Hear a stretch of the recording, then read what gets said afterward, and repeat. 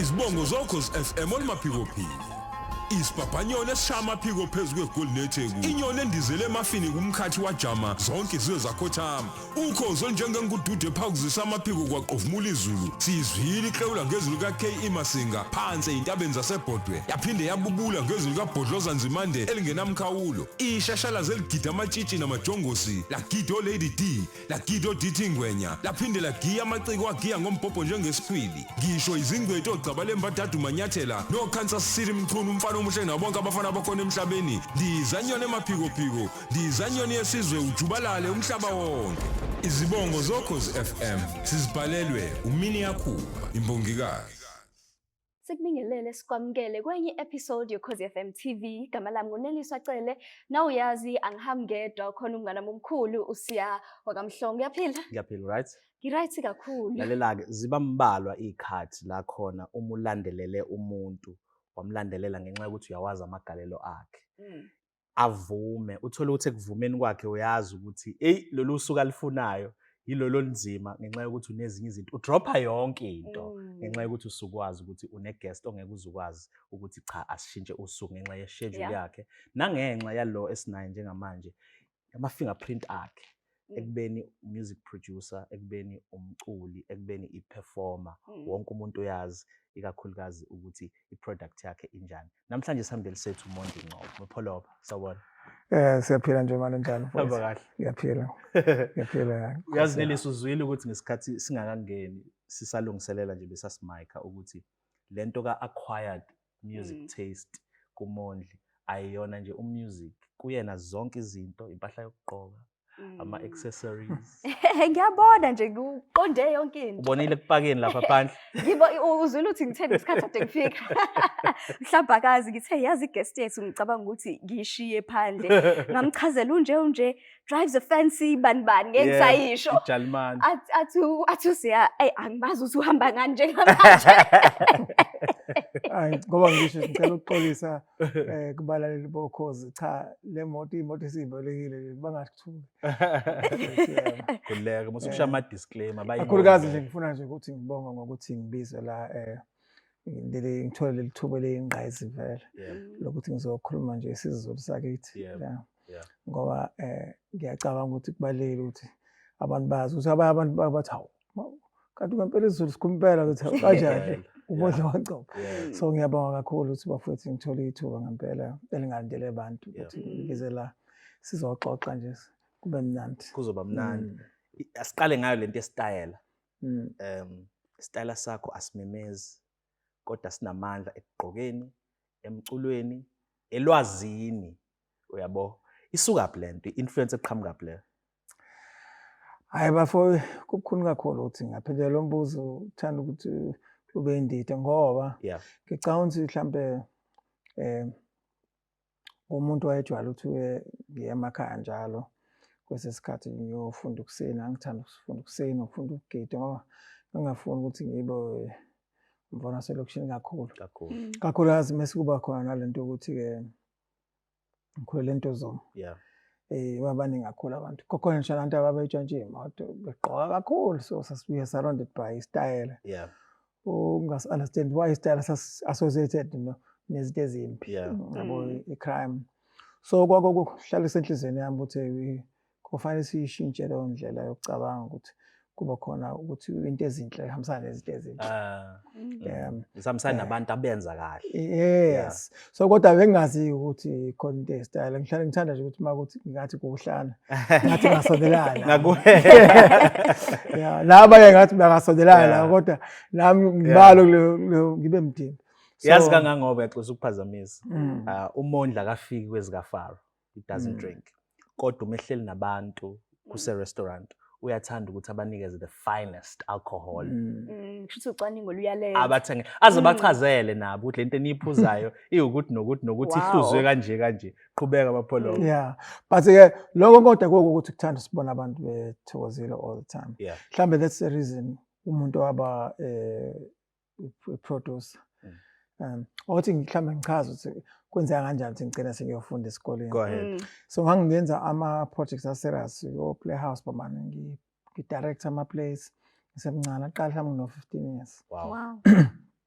So kwahamba kwafika la khona mangithi mhlambe ngiyaproducer la noma ngiyadirect ama-members eband athi ubani F sharp noma E sharp khuluma ndaba Hey, angithi mina ayithi bhala kuthiwa ungayicoli ikhuluma. F sharp ngiyabona ukuthi hey no excuse me this is getting out of hand lento iyaphuma esandleni awuthi ngihambe ngathi ngihamba ngiyofunda ngoba wazi ukuthi safunda kakhulukazi no odemo labo beshana beno Ngcobo sidushoda unathi ya Black Coffee even Ngcobo ngembatho ufike kancane novelile Gumede. yes Yeah. sibaningi iclass eliyingozi leliyana in fact engasho nje ngongana nazo ukuthi lephethe ingqeletho yomculo wethu wonke ama genres except for ipiano kuphela ngathi ayicha Alingeni asingena as one of the genres.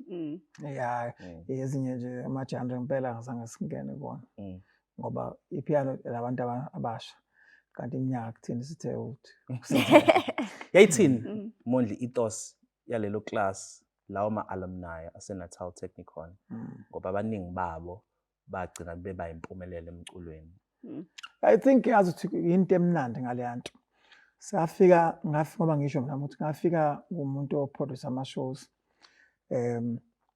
endaweni eziningi like theater but also ngangivele ngiproduce umculo sengivele ngisebenza studio so safika ishana yayivele ishana outside ngaphandle kwase Unglisile. yeah so manje bafika bevele futhi benedeal in the 2000 melt 2000 so no Christos no baba no Mhlongo Okay. think no level lapho Mathos Ngiyikhumbula. yes melt 2000 Yeah. so kwakwabantu uze kusevele dancer yabo bedansa ku electro dancers asekamasho so kwakwabantu ababefisa ukuthi i-education improve into abayenzayo sengizama ukuthi so we sasingaphushwa noma sasingaqhutshwa ukuthanda mhlambe i-jazz noma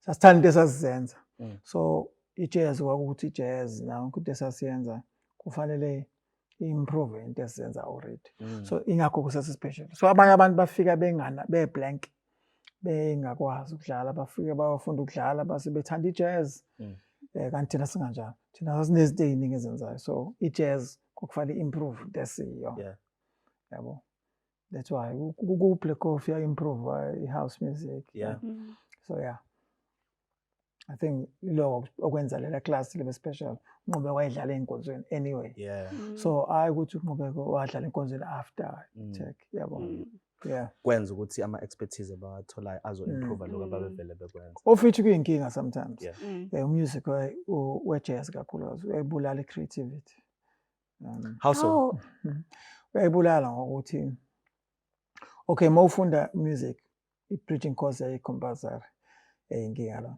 so wenza i-preaching course wenza first year wenza second year bese ku-third year utshela ukuthi ngilona uyifunda yikho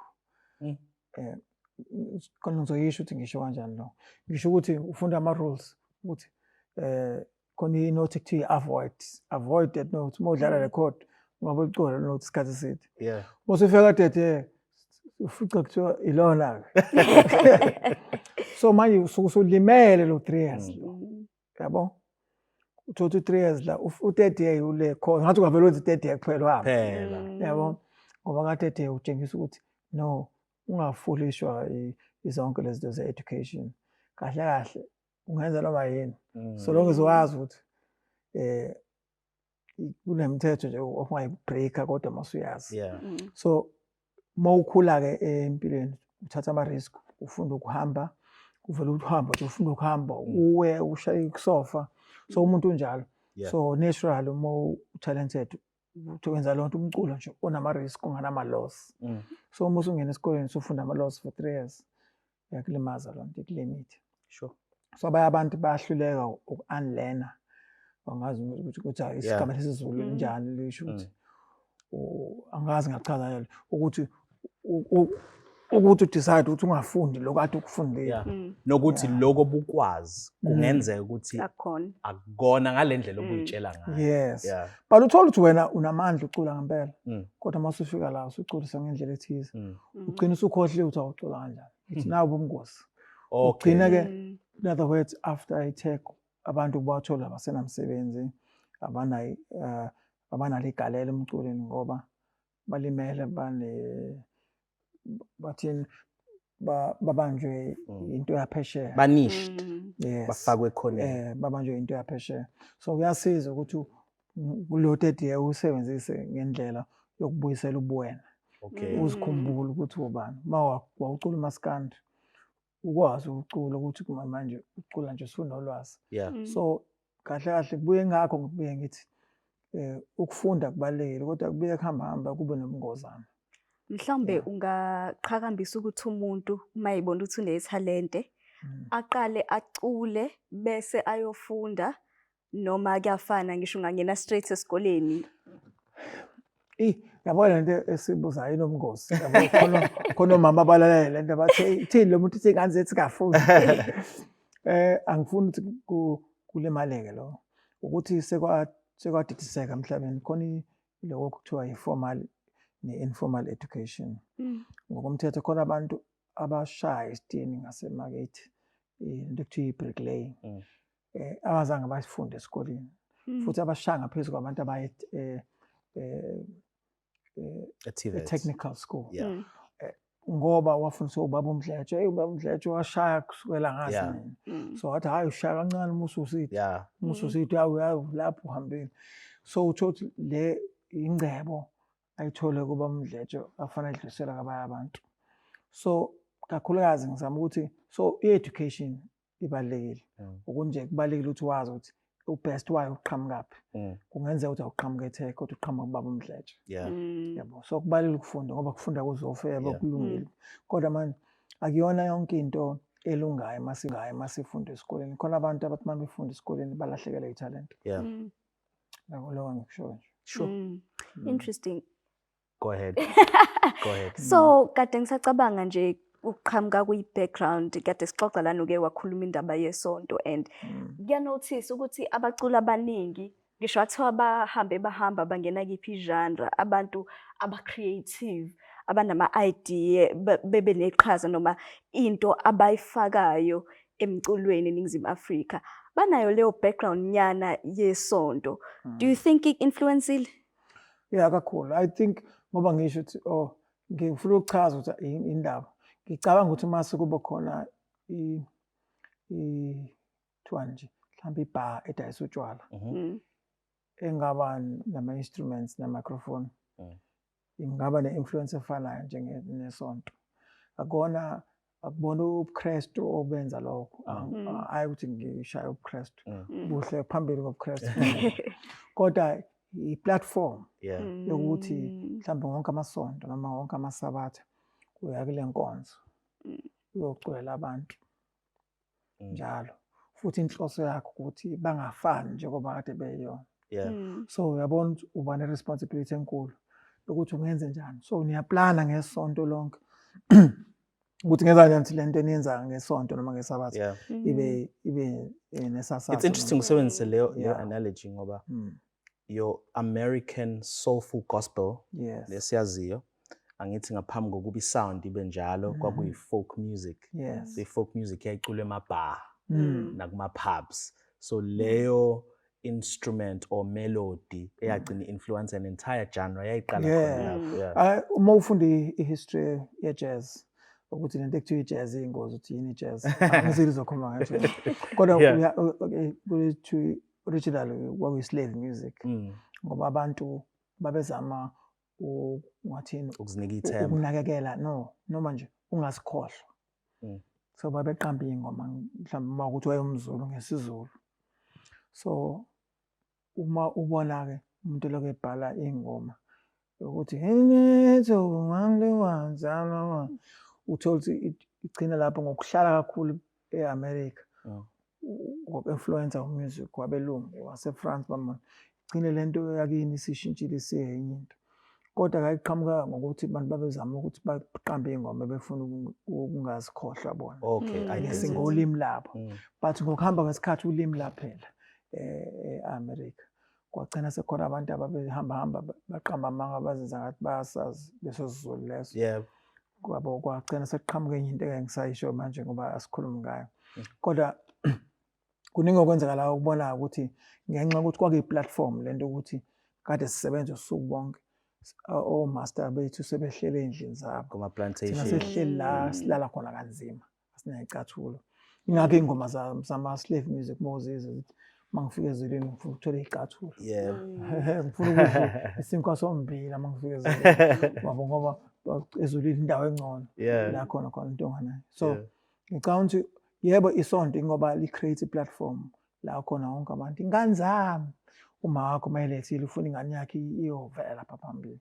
so ingoba isonto li create leyo platform ukuthi uvelele yabo so kanti ngalo uyasicija uthola ukuthi umuntu oyingozi kanti awazi ube ingozi kanjani ngenxa ukuthi every Sunday practice is strong le Sihlele music genius uMondli Ngcobo uyamuza ukuthi into yomculo akusiyona yodwa into ane interest kuyona nolwazi oluningi masibuya luqhamuka phi lelo lwazi ne background yakhe yebandla Seventh-day Adventist. Father's Day when we were watching Simunyamara we were dancing mobile had a room divider unser classic Freiheit Melody Ostum Olakasha I was just old. When men made us feel at home and 50-50 was just a show on TV. That's because they were scared. Now we're learning lessons from the real bads on the estate and Guyani. Hotspot Cele says mom just right for the weekend. Yo, I do this like I do this for TV. I'm the real though. Paying our TV licenses keeps industries alive. Let's stay informed, educated, and entertained. Making memories and telling stories for the now generation. Go to tvlic.co.za. TV licenses. Pay yours. Make a difference. Sesibuyele futhi siyabonga kakhulu ukuthi uhlale nathi. Namhlanje sinoMondli Ngcobo esimaziyo ukuthi uqweqwe emculweni. Ebesamncane ngizwile ukuthi uthe iminyaka isikhulile isihambile kodwa usamncane. Masithi sikhuluma ngesakusalela iminyaka neqhaza usazolidlala emculweni. Yebo. I know ithini ngoma Beyonce forever young. Isonto ibandla ukhonza kulona. Ngiyazi ukuthi uthe uinfluence amabandla amaningi usakhula kodwa ngazi noma ngisho kahle uma ngithi foundation noma leli lasekhaya la nawe owabhabhadiswa khona mawukhona umbhabhadiso. I-Seventh-day Adventist Church silazi ngokuthi ibandla lamasabatha nakula ngiza khona likhiphe abantu abangabacabangi thinkers hayi nje ngokuthi bafundisa kahle bashumayele kahle bajule kodwa uyeza ukuthi kunokuyikhandla kokucabanga.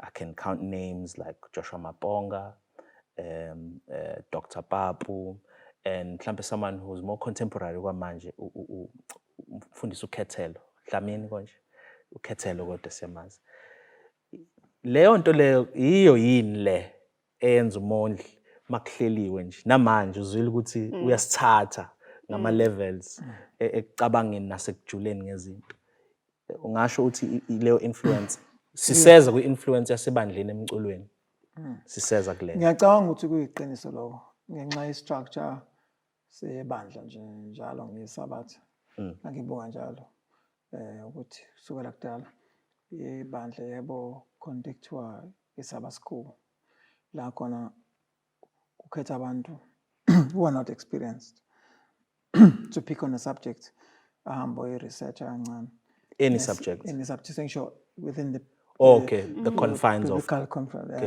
confinements but ukuthi into encane nje kodwa fanele ibe interesting so fanele uthole indlela ukuthi lento enipresentani bawu4 wena uyiphatha kuwena uqhawe kulo omunye kodwa fanele ibe interesting bese emva kaloko bese kuyiwa maqeda nje leyo nto leyo interestayo bese kuyiwa lento yeBible study wonke amasabatha kwiBible study akona phela ukufunda iBhayibheli but umuntu asherishe uvo lakhe ngalento lonto kuyavula umqondo kakhulu ngoba manje ukukhuluma nezingwevu zamadoda lapho sithi maphola balana uNkulunkulu uthi yabo mase wona mawuthathi uyashaya lo mfana omncane so ipower ngoba manje ikunikeza iaudience yabantu abadala ukwazi ukuthi ube nezwi nezingwevu so ingakho ke ngesengibona kakhulu kaningi kuma well stages abantu abama sabathe be take over baba MC kalula ube yonke into ngoba wa MC every day yabo and kuma interviews baphethe endaweni because bacabanga bayashesha captain of industry yeah so I think lonto you kill lezo zinto but kuningi okunye kwangikhulisa ukuthi ngibe umuntu engiyena kwakunalama encyclopedia ekhaya u-A to Z ayekhona kuningi kakhulu ubaba uyawazi nje la uNeliswa actually Google wakudala lo yes even futhi ubaba waye subscriber kwa Reader's Digest I love this so manje angazi ubaba wenze ngoba ubaba waqeda wafika kaJC inkulu lonto kudala wafika kaJC la ku standard 8 I think but standard 8 was matric of the time ngaleso sikhathi but if ufuna I think naseZimbabwe kunjalo ukuthi kukhona into engathi matric sort of like ku standard 8 kodwa bona matric impela ukuthi kwa matric masufika unga-add kodwa 2 years or advance matric so kwakunjalo oqala education yethu ngoba kwakwe influenced by England so kwakuspendwa 12 years esikoleni ubani manje how many years ma 10 so yeah 12 so kwaku-14 so kwaku-14 years so but ngizama ukuthi kwakuba nakhona 2 years but in any ways angikho lapho ngizama ukuthi ubaba wayenze njalo kwa Reader's Digest ukuthi kufunda izinto ezinteresting angazi nje ngoba ifuna sibe ngcono kunayo ngoba ayithanda lonto wasithengela into ekuthiwa student companion ukuthi nje iskis ahlala igada athi not what how many percent what percent so I think ngoba angihlano nobaba njalo it took me time ubaba seshonile ukurealize it kwahlahle ubaba wayefuna sebabantu athini kwisociety abanezwi so I think ilo kuphela ukuthi sometimes we don't understand ngiyazikhumbuza njalo ukuthi nasengane zami I must remember to put education in any form njengoba ubaba ngoba ngisho ukuthi things ayiletha ekhaya rather than ukuthi aqhakambise education yasesikole musically ke lokho kwa influencer kanjani into yakho no music iculture yakho no music ngiyazi wakongitshela uKelly Khumalo ukuthi indlela pedantic ngayo uyifuna ngalendlela ayifuna ngayo uyabo and enye into you were able uKelly gets criticized kimi nake she's one of my favorite we top 3 ama vocalist by far but she gets criticized by abantu abakulokhu music ukuthi she belts out too quick she gets carried away ngalama dynamics nama runs too early in the song wayechaza ukuthi indlela wamdiscipline ngayo studio for le album ka Voice of Africa singikulo njalo ukuthi le expertise yakho yokucabanga influence kanjani umculo but inzima kakhulu lento ukuthi before ngikhuluma ngendaba zama influence mhlawumbe enkonzo ukuthi nami ngoba I'm also a performer understand ukuthi so what I always do mangifika endaweni engiyoperforma kuyona ngiyibona abantu ama-vocalist abayazi lonto ukuthi it's important mawufika kwi-microphone afanele ukuthi 1 2 1 2 ungasho njalo afanele ukuthi 1 2 1 2 1 2 ukuze bakunikeze enough volume but mase engikwenzayo kodwa mase ngiba ne-mic control or should I say mic technique yami iba correct so angenzi lento equiet like so lonto yenza ukuthi follow i-microphone yakhe ibe ne-volume enkulu ngalendlela ukwazi ukuthi mawuthi wasembula abantu bathuka ukuze ukwazi ukuba capture so iloko ngisangifuna ukusho mangikhuluma labantu engisebenza nabo ukuthi kufanele sikwazi ukuthi njengendaba mayixoxa ukuthi hayi kwakhona indoda ke mangicabanga nendaba yomuntu enganekwana ukuthi father and a daughter in the forest ukuthi inganekwana iqala kanjani yabo ukuthi ngaleyo ndlela ke ogogo babesifundisa ukuthi indaba ixoxa kanjani ukuthi yabona ke ngani sami kwakukuhleke so kubukela ukuthi kwakukuhle kudekiwe ilanga lishisa kunjani abantu bedle kudle kumnandi kwase kufike isikhathi sendlala uyabo ukuthi awukwazi ukuthi ufike ukuthi hayi kwakhona indlala awukwazi uqala indlala funa uqale la khona kwakumnandi khona yathi indlala ishintsha isimo the same way nama tones nama pauses nama volumes so abantu balalela kamnandi indaba maye joy lento ekuthiwa ama dynamics ungalingani kwezimo zoku-express so ingakho ke ngithi kakhulukazi mina mose enkonzweni ufunda lezinto enjalo kodwa not mhlawumbe in one song ufunda lento ukuthi khona isikhathi senkonzo amasabatha for instance bona ngakhuluma ukuthi mina ngumUCC ngoba kodwa amasabatha kakhulu khona into abayenza amasizongena inkonzo ukuthi Dumisani Jehova ukuthi some element of reverence that efanele apply ke la ukuyithoba no yabo ngoba sekuzongena inkonzo lonto iwrong ngayonke indlela ukuthi isikhathi senkonzo singcwele ngaphezulu kwazo ikhathi sengisho ngiyaleyo element so ngithi wrong impela kodwa ngathini kuhamba kube yi-tradition hayi ngoba kuyinto kahle kahle kuthiwa mawumbuza ngathi singcwele cha kunje kuyi-tradition ukuthi sekuyinkonzo ngoba sekuzozwakala izwi eliqhamuka uNkulunkulu qobo yabo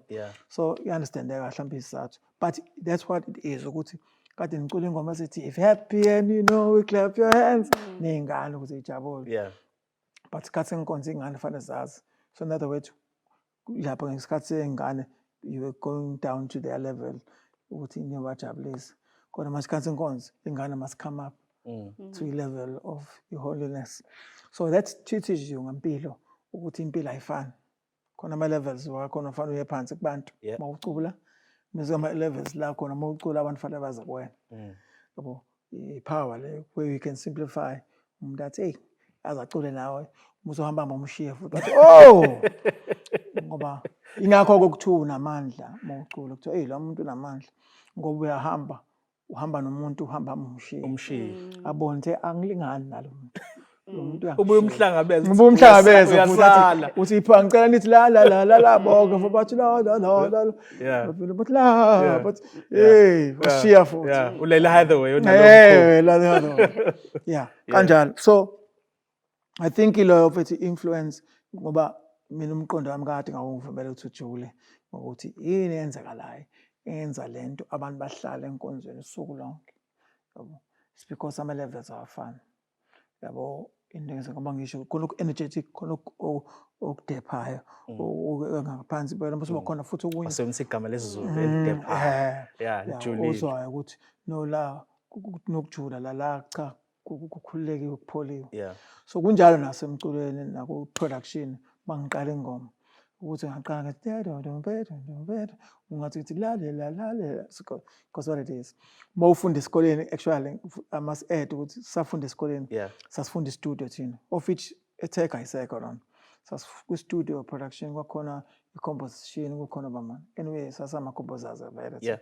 but kwakhona into ye-composition ufundise indaba ye-structure bama but more than anything kwakhona into ekuthiwa i-film music ufundiswa ukuthi khona ama-chords othi mawadlala abantu basabe nje alethe fear othi modlala nje diminish umuntu athi hey anispoke la bese wakhona noma Jaws king bese wakhona ama scales njengo harmonic minor scale lawa nje adlala like Spanish music is plays like izwakala all of a sudden ukuthi kunothando phakathi Spanish guitar nje kube idlala i-harmonic minor so uyabona ukuthi those is powerful lezo zinto because they are natural ukuthi inyoni sabisayo sasebusuku sinama tones angafani nenyoni zasemini yabona ukuthi inyoni yasekuseni zichaza ukuthi kuyakhanya lesa sebusuku uthi kumnyama kulala yabo. So it's powerful to understand my sense of music. That's why I always do all into engihlala ngifuna ukuyenza ukuthi ingoma engiyenzayo ngiyacela ukuthi ilaleleke noma ngabe kuthiwa ijula ngana. Ngizama ukuthola indlela ukuthi abantu bakwazi ukuyilalela. Angifuni ukujula kwami kwenza abantu bangangilaleli, bangangizwa. Ngiyakusaba ukujula kakhulu ngoba abantu ngibona ngibenzela umculo. Okay. Yabo. Kuhlukile mazowenza ama-unreleased. La uzenzela wona. Nakhona angazi uchaza kanjani. Kahle kahle into umuntu injengo lento mobone eBhayibhelini abapriest ukuthi abapriest babe experience uNkulunkulu qobo babe phakathi in the holy of holies.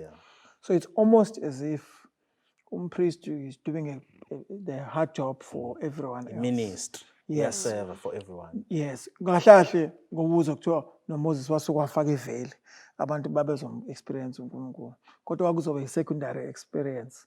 Bethola ucobo oluqhamuka kodwa seliqhamuka kumuntu usasiqhamuka uNkulunkulu. In the same way ukuthi awukwazi ngoba lento yomculo i-serious kakhulu. Lethiwa kwakwabalive abenza umculo ngoba i-spiritual. So awukwazi ukuthi uma usuyitholile lento enkulu, ingoma enkulu eqhamuka ngoba yonke iqhamuka uNkulunkulu. Uma uyithola uNkulunkulu umusi wena ifikisa isanzima ngoba phela ukhethiwe ukuthi ureceive kuqinile. Kodwa uma usukuhlafula uneza abantu sengathi kucubekile sewuyinestamani. Kubalekile kakhulu ukuthi understand ama-songwriters ukuthi ingoma uyayizwa ukuthi ijulile ifika kanje kodwa sefuna kube khona indlela zokuthi presenteke. That's why khona ama-chords nokuthi uchoose ama-drums kanjani ukuze ingalimali ingagcini singazwakali. So umthombo usudungekile. Yabo. Ngiyathemba ukuthi le nto engisho ngiyazama iyazwakala. No, iyazwakala mhlambe ngingaze ubuzele omunye umbhali wamaculo ukuthi khona yini izinto mhlambe 2 3 ekumele uhlezi uzikhumbula ukuthi mangibhalela abantu u1 no2 no3 akumele usale na kanjani noma u1 no2 no3 ngiyahlehla kuwona ukuze umculo wami ngisho kuthiwa ngisaqala angakabi nalo lelo talent noma lokho kujula okudingakalayo kodwa ngikwazi ukukhipha into emukelekayo kubantu.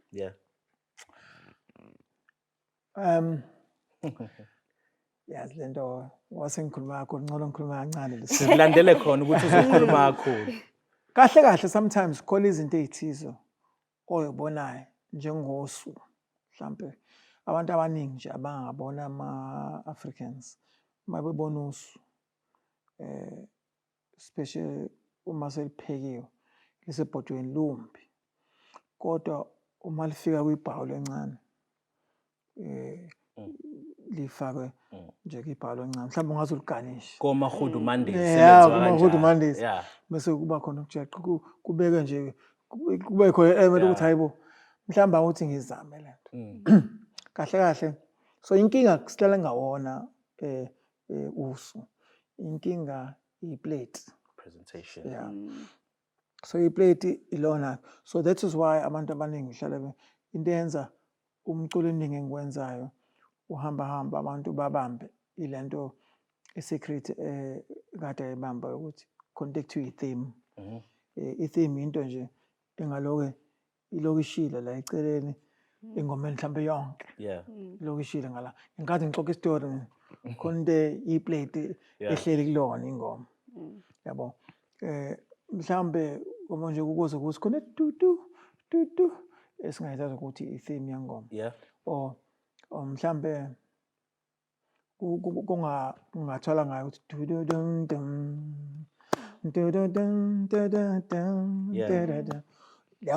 the whole time this guitar yes the whole time the theme falibe lapho ngoba i-theme yayidrive ingoma ukuthi noma kuthiwa into ozoyenza ikhulu kangakanani abantu bayakwazi ukuyilalela ngoba umbhede lokuhleli ingomeni yonke so ama-musicians amaningi enza into eziningi uthola ukuthi ithuba iphutha labo ingoma kuningi uthola ukuthi kufanele hambe ibuyele phela lapho kuyo kule anti-embed. Asingabe usikhuluma ngengoma ngayona yamhlawumbe siyo bambe bonke bambe bonke. Umuntu that's Robbie Malenga production. Yeah. Okay, of course, composed by Musa. No, composed by Ukwenza. Musa Sinset. Yeah, Musa yayicula. Yeah, Ukwenza. Linda. Ulinda Ukwenza. Yes. We know a composer. Got produced by Robbie Malenga. So that's why I'm saying what about composers I understand what sometimes you're not a good producer. So man, for producer so for ukwenza into akuwona wonke umuntu obanenhlanhla ukuthi nami nolwazi oluncane lokuproduce akuyona umuntu wonke umuntu onenhlanhla thothi umthwempe ekubhaleni kodwa kufanele uzazi la ungekho good equally so kufanele ngingakhohlisana estudio nithi iyavaya lo dancer nonto kufanele ukwazi ngoba i-highest level ye-production ibonala nge-honesty yakho emsebenzini wakho uma uneqiniso ngomsebenzi wakho kufanele ulalele ngeqiniso ungalaleli ngokuphapha ulalela ngeqiniso ukuthi imnandi ngempela yini lento yabo futhi lento ngesingisi kuthiwa out of body experience fanele ube nayo njalo la uphuma khona kuwena ubuye ubuka nje ukuthi ube umuntu ube audience ngala so uma ungakwazi ukwenza lonto awukho ready ukuthi ungawukhipha the final wakulelo zinga abuza kulona noNeliswa khona ingoma yakho makoti yakhumbula eminyakeni edlule sasi Old Gospel Powerhouse in fact eMira uSizanele waya celebrate 10 years ngaphambi kokuba kuqale icampaign yama crown yaloyo nyaka wangise emotweni angazi nami mhlawumbe wayokubathatha behlukene uyangilalelisa le beat le uthi nayi sengiyakhile le beat kodwa angaka decide ukuthi ngizothini ngayo wagcina kuba umakoti umuzi wami uthi iformula yengoma ithini iqalaphi iqala ku-instrument iqala ngama-lyrics nokuthi kuyenzeka yini ukuthi hayi angaqeda yimi kuze kuphele ngisho unyaka noma ungaphezulu kwalokho ngisho ngilalela abantu abaningi abenza umculo banama-formulas angafani mina uthi kuphela okay I'm not uthi ama-formula uthi kuphela izinto ekufanele ngingayikhohlwa eyokuqala ukuthi ngilalela umusic bese nginika lokho ekudingayo ngoba kona zonke izinsuku la khona ingoma mhlawumbe for instance njengenkanyezi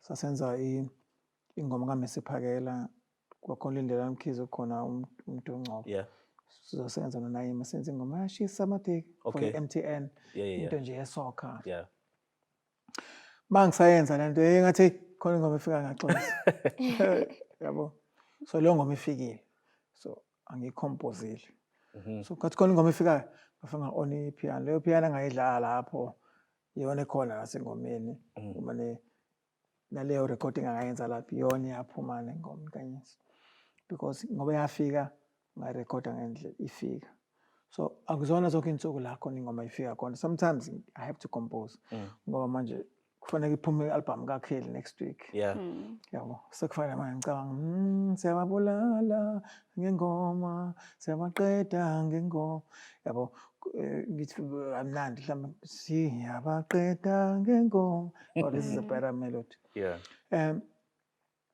so this is why crazy right so this is why I get okay so in that way into efanele bale kuphela ukuthi fanele njalo ihlale imnandi angikwazi ukuyiyekela makabi mnandi ncamela ingaphumi so I had an experience with ingoma lethi empini so nganginayo la composition ngiyathemba uyabona ngavela lapho nempini so i-verse lakhona lu perfect so we recorded no Kelly imnandi but it was a dance song mangithi ngavela khona empini so injalo mase ngihlele endlini ngithi le ngoma ayisebenzi as a dance song sure lapho i-universal ithi yiyona la ngoma ngithi akakabi yona but yona and futhi my problem ukuthi yanganayo i-theme every time ngizama i-theme ayibibi yona ngiyakuzwa so masiya ngakasengiya ka-Socks angimenzela besenza le ngoma ka Usiphiwe music udade baka-Socks lethi Ukhathi siyahamba musukubala amagama. Mangithi singisenza lo ngoma ngathi kancane bafisa khona efika kwamanje sekufika i-theme of le. So it's powerful because makufika lo theme isiphelile ngoma. Yeah. So mafika i-theme it's so lo theme yangiqedela inkinga eziningi ngoba ngavele ngahaki yona ngafaka ngasokucaca ukuthi sengavele ngithi yabo i-theme singikhomba ukuthi. So that's why ngithi so ukhiye wami formula yami is to listen to the song. Yeah. So ngoba sekhona utitire sekhona uthi le ngoma sithi fanele ithi nje. Yeah. And so abantu bethi hey la ngoma futhi ayicaka kanjani ngithi no angolusuku lodwa. Kanginama issues where kwasikufile ihambe yaka iTunes yaka banibani and ngamisa production yonke ngoba ngithi akuyona. Yeah. Yes. Esikhathini la khona kune criticism of umculo omnandi okhishwayo. Abantu abaningi bangasho bathi indaba uMondli engakhiphi album yakhe acula. Ya kodwa ngcono ngoba abuze lutho. Hayi sengiqedile. Oh. Iyahlekisa lento. Kahle kahle ever since solo ngakhula nje. Hayi ngisakhula. Solo ngakhula nje ngoba sengumuntu okhulile manje. Isikhathi eside ngakhula. Nangephinda futhi. No angisho ukuthi ngimdala mhlawumbe ukuthi sengiyi-geriatric ukuthi ikhehle kudala. But ngisengizama ukuthi solo ngaba umuntu okwazi ukuhluza kahle izinto. Kwakufika la khona ngibuza ukuthi kahle kahle kumuntu onjani. Ngarealize ukuthi kahle kahle impilo yokucelebrate iyahamba ngihlule. Yangididiza. Lento okwazi ukuhamba emall yangijabulisa lonto. Ngokukholeka ibona futhi. If ngakwazi ukuthi ngenze umculo wami waziwe kubantu bonke uculo wonke umuntu uculo la yimina kodwa abantu bengangazi ukuthi mina ngajabula actually. Because sometimes iyayidilute lento. Kubalekile mina ukuthi nga-understand ukuthi lento iyinkinga because ubheka Mseleko saphila sahlala njalo. Eish ndina wamseleko. Oh wala ubheka Mseleko sahlala njalo which was into abnormal ngekho phesheya. Athi emaphola was angifonela. Siye studio sokwenza izinto. Wena produce i-album kaAndile leya wena isama? No. Okay. Sorry. Which why we are under Usix. Yeah. My own, yes. Yes. Yeah, babaningi abantu ababekhona even uSpace ehlomkwana. Yeah. But in any case so into ayisho yayijulile wathi konje ngikhuluma ngani yazi ngokuthi wena ubani uzorelease nomculo. Yeah, ukuthi umusic unjenge vibration eyingosi ngoba ngisho uqhamuka from the maker himself. Ngoba uqhamuka from umuntu odalayo. So umusic nawo udaliwe. So unomgozi amandla awalingana namandla omuntu. Sure. Nje ukuthi mawubulala umculo ubulala njengofana nokubulala umuntu. So uma umculo ufika usuwenzile usunamandla. That is why abantu make bakabaduma. Benengoma ithi she everybody Koze Kuse. Yeah. Abarecover. Yeah. Uma bengasadumile ngoba sure mayifika sizocula athi sheks abantu mase ngoba leyanto i-addictive more than cocaine, more than sugar. Leyanto yokucommanda abantu ukuthi nikhona lokho nithi shit lokho nithi everybody abantu benze amandla vibration eqhamuka namandla okubala lona i-addictive ngalendlela ukuthi that is why fanele uhlale njalo uma ethi hey mfowethu i-talent lakho likhulu kakhulu njalo uhlala uthe isibongo ongaphezulu konke okunika. You know hayi fake humble yabo lento fake humble ukuthi umuntu ongathi uphansi kanti awukho phansi. Cha kubalekile ukuthi ngoba i-vibration yezibongo laso nokunconywa is even worse nayo than umculo wenzayo. Abantu belo bethi hey mfowethu hey powerful mfowethu bafo hey akho umuntu ofana nawe la South Africa sengapho onke amathi hey lo nto inamandla ngakwenza usangane. Phela uthola umuntu useyasangana usefuna ama-drugs uzamanage leyo kusangana kwakhe because kuningi kufanele njalo uma ukuthola konke lezi ngengoma nokuphakanyiswa konke ukudlulisela kulowo phakeme kunawo ukuze ungasangana So lonto iyangihlula ke. So angikaze ngifundise ukuba umuntu oba uMondli Ngcobo nama-album awu-4. Hayi album yokuqala adayisa kakhulu ngicabanga ukuthi adayisa angaze ngifisa ukuba yilowo muntu nje. Kodwa into engihlala ngithanda ukuyenza ukuthi for instance ngoba ngisho ukuthi I'm working with members manje senze album ngicabanga ukuthi imnandi kakhulu. Kumnandi kumina masenza izinto nabantu aba-strong and then abayiyona to create something amazing engashintsha abantu ngendlela ukucabanga kwabo. Enze umuntu ayilalele zonke iy'nsuku athi le ngoma njengoba into engitshela ngenkanyezi uthi le ngoma ngangisholela uma for it into ayenze. Lo nto engiyifunayo angikho interested ekubeni ushintsho kubantu. Ngi-interested ekutheni umculo engikwenzayo ubushintsho kubantu. So I don't want igama lami likhulunywe ey'ndaweni ey'julile. Ngifuna umculo wami kube wona okhulunywayo endaweni ey'julile. And that's the case, right? With someone like Quincy Jones. Mhlawumbe la eSouth Africa influence kakhulu i-bubblegum music, Chico Twala, David Foster. Bathi ngomculo wabo bona bese beyahlela. Uzibona ukulezo icathulo mhlawumbe ezifana nalezo? Kuyingozi ukuthi ngingayifaka ecathulweni ejule kanje. Masikhuluma ngoQuincy Jones, sikhuluma umuntu owafundela lento ekuthiwa i-big band arrangement. Akubona wonke umuntu yayikhona kakhulu esikoleni ayifeylwa ngendlela ongazi ukubona.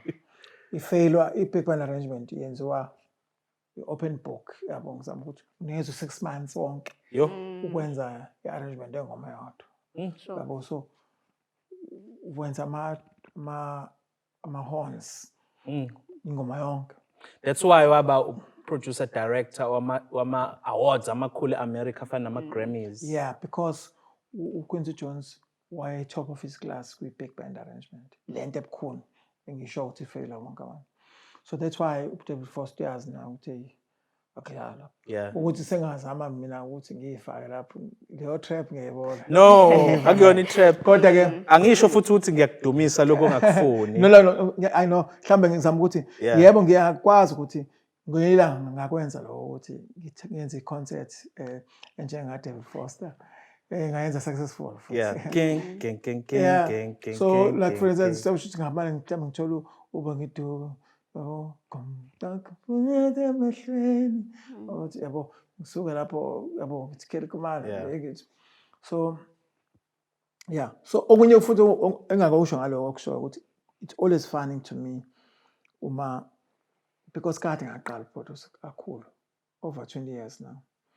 So for instance kushona umngane wami uRob umuntu ngenxa kaKheli kwavela ukuthi ngenze i-album kaKheli ngenxa yeshow yakhe ya-TV. Otherwise baningi abantu abanganawo ama-shows ku-TV. So ababeduma ngoba angiveli mina. So ama-producers awu-2 eSouth Africa. Ama-celebrity producers bese producer njengami. Celebrity producers would be silent musician or Heavy K or Kabza the Small. Engagcolanga kodwa ngokuproducile so featuring uMasanel featuring ngokuproducile. So mina mangiproducila ngithanda lento ka-featuring because it's nothing is wrong ngalokho. Ukunje kuphela I'm not the type of producer. So mina because ngine-opportunity ukuyiculela. So angidingi ukubangisana nabafowethu ekubeni ama-celebrity producers because nabo indlela i-performance yabo ukuproduce. So yami performance ukucula. So angidingi ukukhompyutha mangenzela uKheli empini featuring Mondli kodwa ngicula. Becomes strange to me. Not for me because mina mase ngifaka igama lami engomeni so featuring Mondli abantu bazocela bazocheck ivoice yami. Kuna expectation. So manje it's confusing. Akufani noKabza the Small yazi i-production. So I hope you understand what I'm not saying it's something wrong. No. It's because performance yabo is production. Kanti yami performance is also singing. Vocal. So it becomes a confusion about how manje wathi khona engomeni wangacula. Abantu bengacishe bangizondela lokho. So that's why ngakwenza lokho.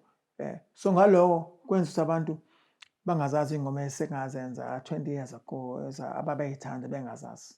So lonto yenza ukuthi umuntu athi hey emva kokushona kaRobho mfowethu wena mfowethu usibambela ukuthi angazi ngiyeza lokho ngisenza lo angikwenza kuqala ngangiproduce ingoma ezazi inkulu impela uNkulunkulu emuhle njalo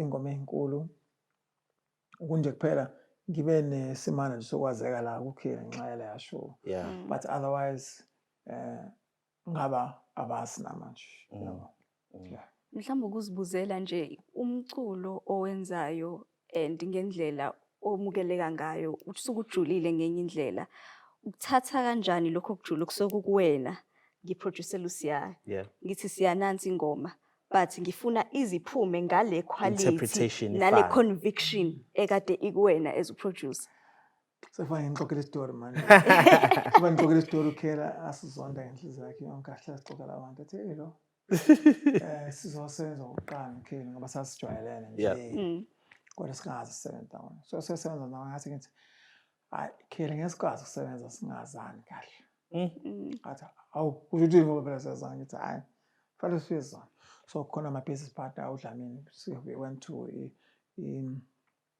office lakhe wenza ama jungle gym so la kwenza ukashawa amaplangwe la sathe lezo inkulu lapho siyabeka ngimisa lapho ukuthi asibhakeke ngisho ukubhakeka kahle kuyabhizi la uthi uMondli kwenza la ngithi la sizoza siyokwazana so sinyama noDlamini siyaxoxa angibizela icela athi Mondli angihloniphi serious awukihloniphi ngithi mina ngihlonipha kakhulu ngakho ngithi fanele size la so by getting to know each other in that manner I want to know your spiritual understanding of certain things engangenzeka ukuthi fana noma senze ingoma yegospel ukuthi ingabi ingaphambani nama beliefs akho ngoba wena ubelieve ngendlela lento kaGod noma uyibona ngendlela so into ewukhiye la ukuthi ngifuna wenze lento engiyenzayo ngelanguage of your heart I don't know ukuthi ngichaza nesizulu ukuthi ngoba sengizwile sengoba sengilayelile inhliziyo yakho sengifuna manje ucule ngoma yami ngenhliziyo yakho ngoba abantu uthola ukuthi bayakwazi ukucula kodwa abayivisit inhliziyo yakho so sogcina baze bashona impela bengabaculi singakaze sibezwe sure yabo so sesikuzwile uculo ukuthi asikakakuzwa wena so kubalekile kimi so every time mangilalela abaculi ukuthi lokho senza iexample ngokheli so masawazela abantu bathi hey leyo nto mfowethu so leyo nto to me is power for me to ukuthi ngiso evoke ukuthi ngikwazi ukudonsa noma ukusukumisa noma ukuchukuluza into ethize ekhona ngaphakathi enhlizweni yakho ukuthi icasuke izifuna ukuvela ngoba otherwise ngeke ivele mhlawumbe uzoshona yabo okubalekile kumina iloko mase ngenze njalo sekwanele actually noma singaphinde sisebenze yabo ngathi nje ngizosho njengothi ngithi go and sin no more hamba ngabusoni so kakhulu so I hope ngikuphendula kahle kodwa engisho ukuthi ngifuna lokho sengikutholile ngawo ukuthi kuvele shothi wena sekuyiprivilege kumina ngathini ithuba nje ngempela engiliphakambisa kakhulu ukuthi hawu kanti unamandla kanje sengifuna ukuthi kanjani le ngoma yami iphume through amandla akho lawo owaphethe kodwa manje nawe uzule nami ngoba wazi wena kwawena amandla akho yabo uzongicasukela asivale mfethu kuningi sangakhuluma ngakho decolonization of music ngelinye ilanga khona uqweqo selilele uphelelana imnomiya wayezama ngayo yonke indlela ukwenza lokho e-University of KwaZulu Natal uma kuyimicimbi yokuthweswa kweziqu ezinye zeingoma zakhe yabona nje khona lethi ungabothula uNkulunkulu wenzela izinto ezinhle yabo nje Africanized melodies yabo ezinye zezinto nawe ezikuwena lezo ziyavela ngeperformance ngisho noma ungaba isimodern kodwa uphinda ubuye ekhaya ushaye ngendlela yamahubo sibonga kakhulu mfethu Mondli ngiyacabanga nawe mbukeli ungakazi uhlale naye wamuzwa ngale kwaloko kuzwa emsakazweni noma ukubona kwi-performance uzwe omunye umuntu ojule ngendlela eyisimanga. Kakhulu. Asiphinde sihlangane kwenye episode yoKhoze FM TV. Mina-ke sinoSiya Mhlongo, sesiyaphuma. Sibonge kakhulu Mondli ngesikhathi sakho. Bonga mina nkosazana. Kahle kahle ngizenxa ukuthi khona wena. Niyazwa-ke niyabona nani nginilethela abantu aba-right. Amaxoki. Siyabonga kakhulu sibonana ngokuzayo.